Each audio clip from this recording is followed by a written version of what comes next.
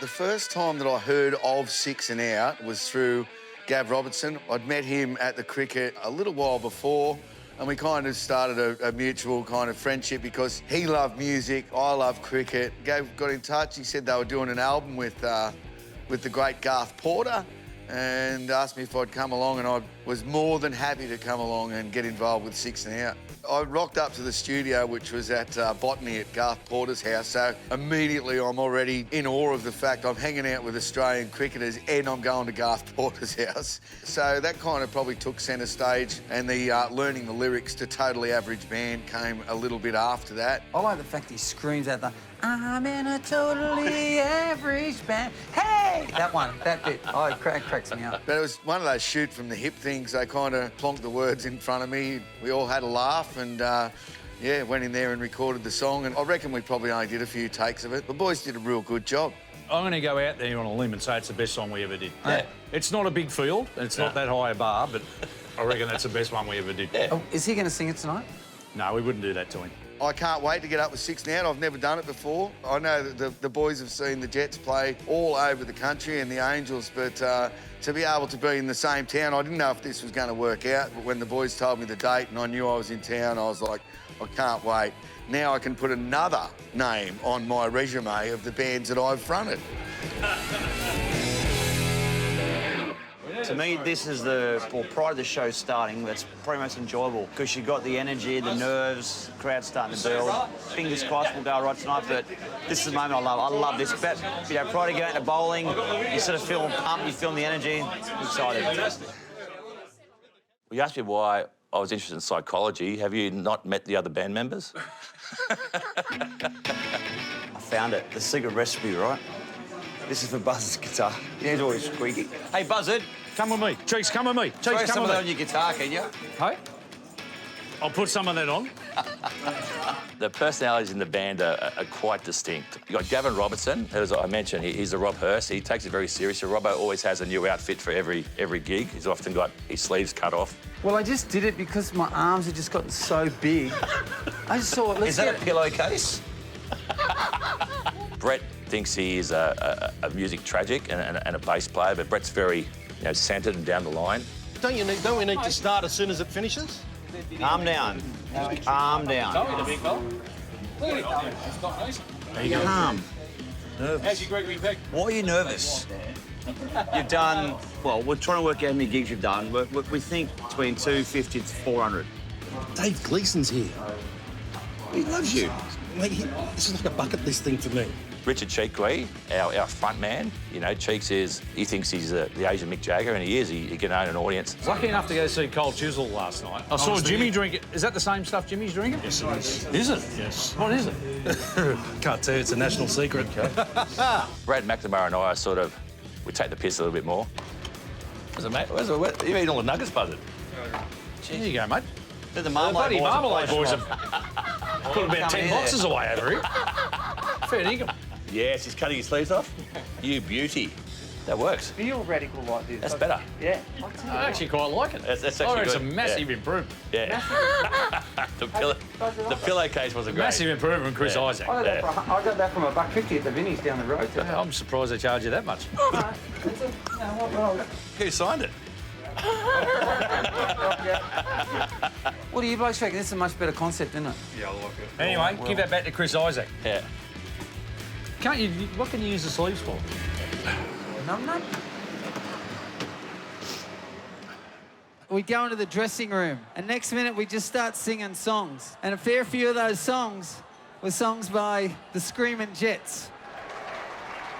So can you put your hands together for one of our great friends? Our special guest for the evening. Mr. Dave Gleeson. Yeah, boy.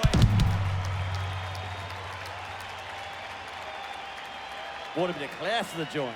Now, I'm going to say, I think you boys wasted a lot of time playing cricket when you could have been one of the best rock bands in the world. Ah.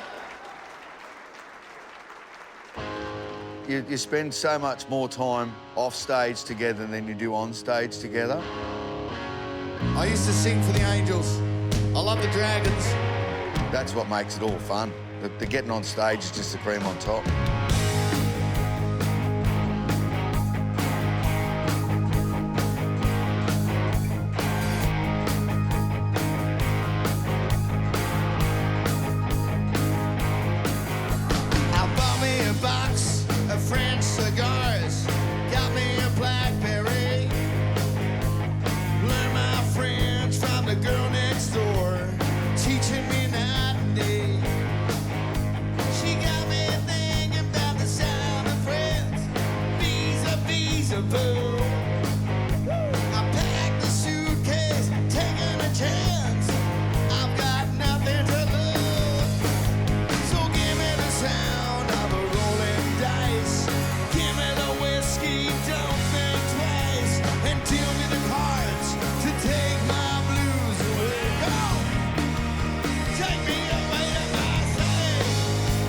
remember sitting in the band room before a gig and we'd always fight over what is the set list. The boys would say, hang on, it's an older crowd tonight, so we should have Brown Eyed Girl in there, or no, it's a younger crowd, we should do some Blink 182. So I thought I'd take on the Cap Zero. I said, boys, let's have a little bit of quiet, please, in the change room. Everyone just coming a little bit closer. And I said, as a band, we're not great. So as musicians, we're probably less than competent. But I said, there's one thing we all have, we have presence. So when you walk out there tonight, pretend you're walking out at Wembley in front of 150,000 people and own it. And Brett gets up and goes, 1, 2, 3, 6 and out. And Cheeks walks out and Robbo starts tapping his drums, walked out. And Brad McNamara turned to me and said, that was easy. He said, you only got one thing wrong there, Shane. There's only 150 out there, not 150,000.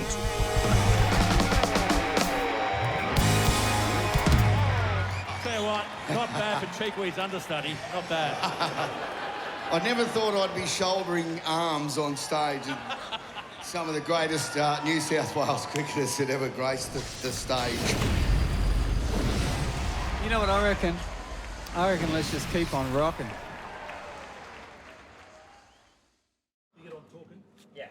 You know, I always like, I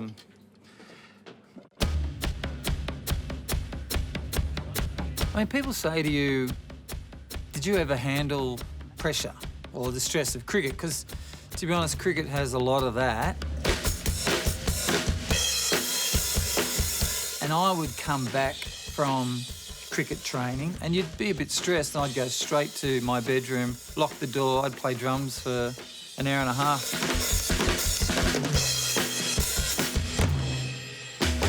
My man would never, ever come into the room and stop me. And I think it was like a fun way of de-stressing, but it also gave me this other interest.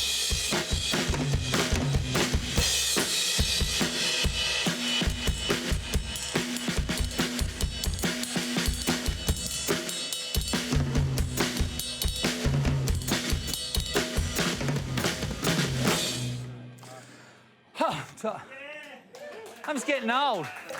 I'm getting old, man.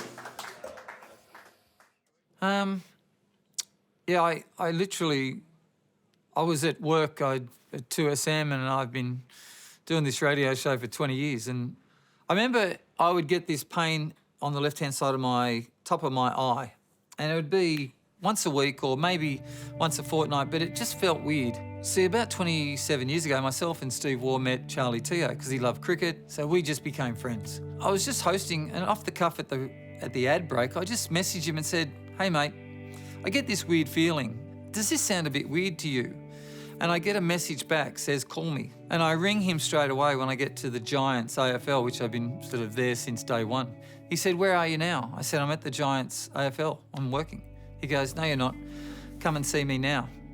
I thought, yeah, I'll get there soon. I just got to, no, come now. And I drove to Prince of Wales. The nurse came and said, come with me. And I followed straight to the MRI and I had this MRI done. And I'm thinking, I'm going to get to see Charlie Teo now. I don't. I go upstairs, he's busy. She says, he'll get the information and the disc and then he'll call you. And I'm thinking, geez, I haven't heard from him for 5 days. Things must be cool. And then the next morning I wake up and I'm going to the Richmond Football Club to do some stuff. And he rings. I say, hey, mate, how you going? He goes, g'day, mate, it's your brain surgeon calling. And I stupidly go, look, mate, I know you're a brain surgeon. You don't need to prove yourself with me. I mean, he goes, well, I will be today. And he goes, you've got a tumour in the left-hand side of your temple. It's the size of a golf ball. And he says, get to the airport now.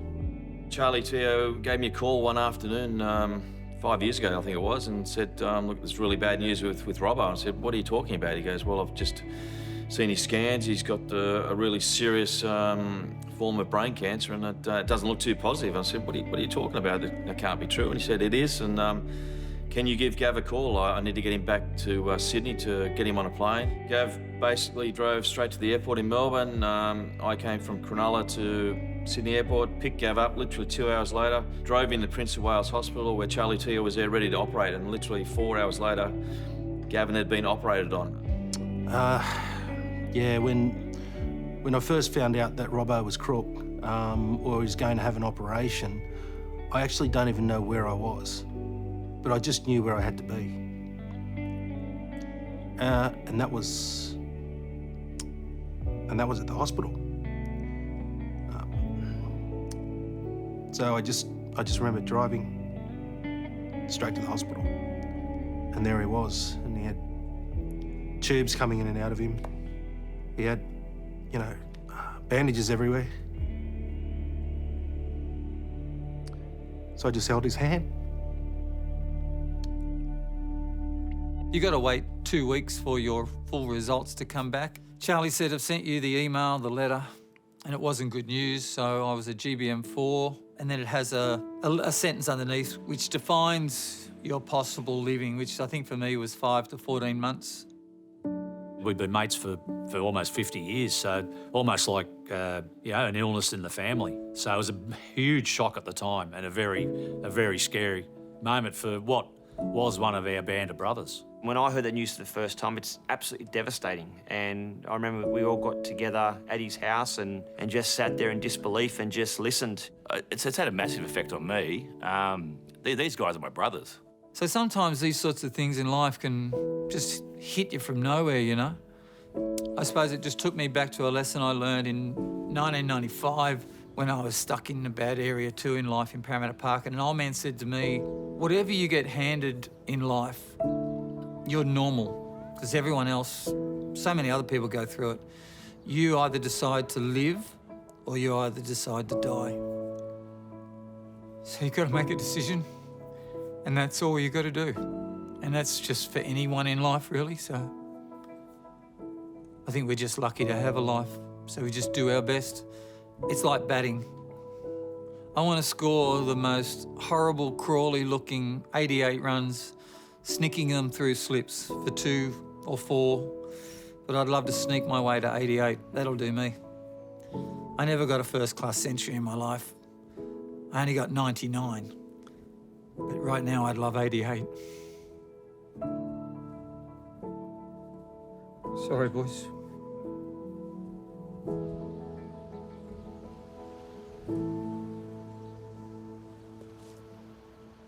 That sort of adversity, you don't know how you're going to handle it till you're faced with it. I often ask myself, how would I be in that situation?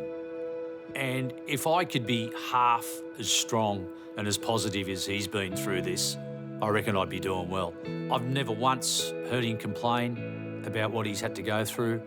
I've never once heard him say, why me?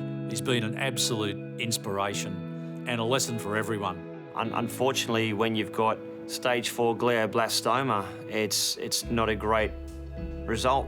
But the great thing with Gavin Robertson, it's picked on the wrong person, and he's dedicated, he's committed. You know, he's fighting every single day, and he's just a terrific bloke. And you know, he's just the world's greatest bloke, and he's been almost like another big brother to me. And we just had a great bond from the first day that we met. I think you can worry about too much sometimes, and Rob has just focused on not worrying too much about the diagnosis, but how can I turn that around, and how can I make that positive, and how can I enjoy my life and make every moment, you know, a good experience going forward. And he's looking at the future, and I think that's fantastic. He's a great role model for all of us, how to handle difficult situations, make it positive, but not make it about yourself, make it about everyone else. And he's always had that skill and that gift of making everyone feel as if they're valued and wanted. We got a call from Charlie Teo. Charlie said, look, things aren't looking good.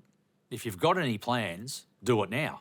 So knowing how much Gav loved playing for Six and Out and playing in a band, I'd have to say out of all of us, he probably loves playing in the band more than all of us.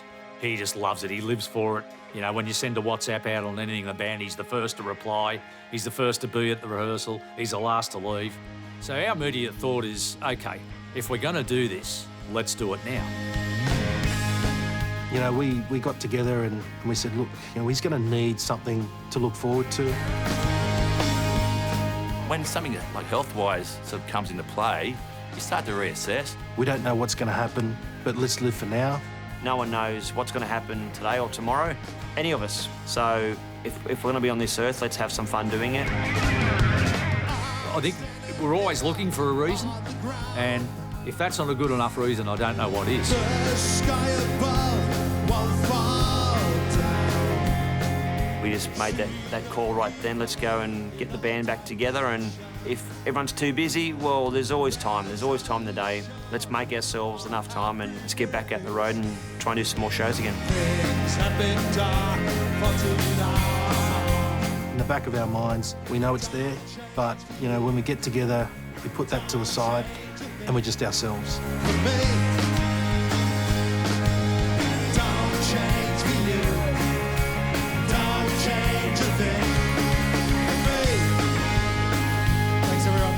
We just got to make sure every gig that we do is like our last. And that's the way we're looking at it. Music's the time I actually feel calm. I feel happy. And it just is such a great thing to handle stress in life. So I think that's the role it's played.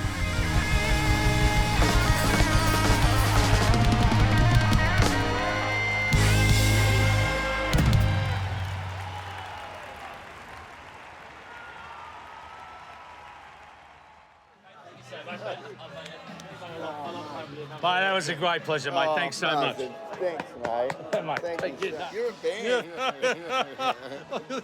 I've done my bucket list, brother. My bucket. Mate, killer. That was awesome. You're a freak. Can I get a photo with the whole band? Yes. Come on. Oh, Rock thanks, on. boys. Thank you so much. Thank you, mate. It's made our night, mate. It was awesome. It was awesome to be up on stage. You know what we were tonight? Absolute legends. We were in a totally average band. Gleeson. Next time on 6 and Out, second innings. When I heard the band was making a comeback, I thought, well, I suppose it's good enough for Johnny Farnham and Lazarus. It's good enough for 6 and Out. So I texted a few of the boys and said, hey, boys, we're playing at the Gov tonight. And they were like, we are there. Our family and friends, they couldn't believe it. We couldn't believe it. Oh, yeah, the phone call.